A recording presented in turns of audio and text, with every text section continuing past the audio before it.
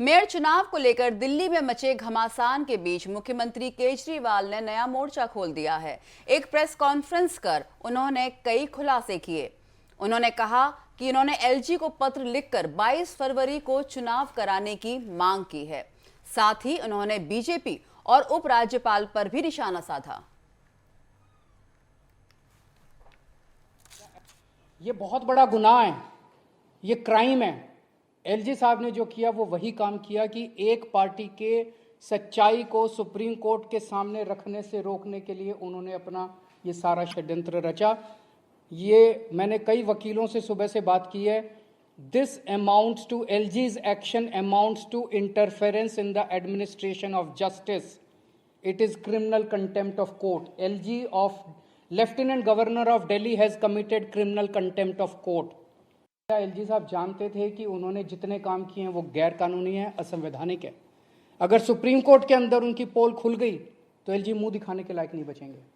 इसीलिए उन्हें गुंडागर्दी करके अपना पद का दुरुपयोग करके उन्होंने दोनों पक्षों का वकील एक करवाया, दोनों पक्षों का काउंटर एफिडेविट एक करवाया। तो इससे साफ साफ जाहिर है कि सुप्रीम कोर्ट में सच को छुपाने के लिए एलजी साहब ने ये सारा षड्यंत्र रचा। एलजी साहब जानते थे। इस खबर पर हमारे संवाददाता रमेश कुमार सिंह दिल्ली से हमारे साथ जुड़ रहे हैं। रमेश, आपसे जानना चाहूंगी, विस्तार से जानना चाहूंगी, केजरीवाल ने एलजी पर जो नया आरोप लगाया है वो क्या आरोप है?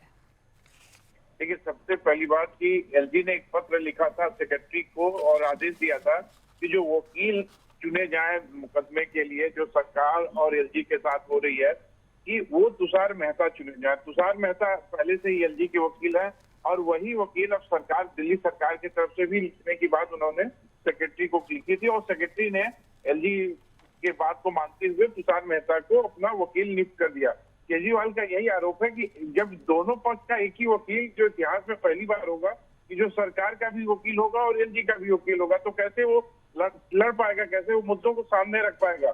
तो ये सबसे बड़ा मुद्दा था और लगातार उनका आरोप था कि एलजी जो दिल्ली सरकार काम करना चाहती है, जो जनता द्वारा चुनी हुई सरकार है, उसको वो काम नहीं करने दे रहे हैं। रोज कोई ना कोई अटकलें लगाते हैं और वो अड़ंगों से सरकार को काम करने में बाधा पड़ती है।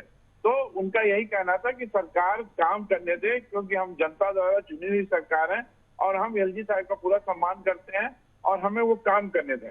यही मेन मुद्दा था पूरे कॉन्फ्रेंस का। और उसके बाद जब मनीष सिसोदिया को लेकर सवाल किया कि सीबीआई के सामने, तो उनका कहना था कि सच्चाई हमेशा सामने आती है, सच्चाई कभी छिपती नहीं है। और इससे पहले भी कई बार जांचें हो चुकी हैं, लाकर की जांचें, घर की जांचें, सारे बैंक अकाउंट्स की जांचें, और कुछ भी नहीं निकला। इस बार भी कुछ भी नहीं निकलेगा और सच सामने आएगा। हाँ जी। और एलजी की तरफ से क्या केजरीवाल के आरोप पर कुछ जवाब आया है अभी? देखिए, एलजी एक संवैधानिक पद पे है, तो वो कोई इस तरह से मीडिया से बातचीत नहीं करते और इस तरह का कोई जवाब तलब कोई सवाल ही नहीं है। और अभी भी जो सुप्रीम कोर्ट ने कह रखा है कि एलजी ही सर्वोपरि है, वो कोई भी फाइल जो दिल्ली सरकार की फाइल है वो एलजी के थ्रू ही आगे बढ़ेगी। जहाँ तक मेयर चुनाव की बात है, वो जरूर सुप्रीम कोर्ट के फैसले का दिल्ली सरकार ने स्वागत किया है। और पहले भी ये तय था कि जो नामित जो सदस्य हैं, जिनको नामित चुना गया है, वो मतदान नहीं करेंगे। जी रमेश, आप हमारे साथ बने रहिए, आपके पास फिर से लौटेंगे।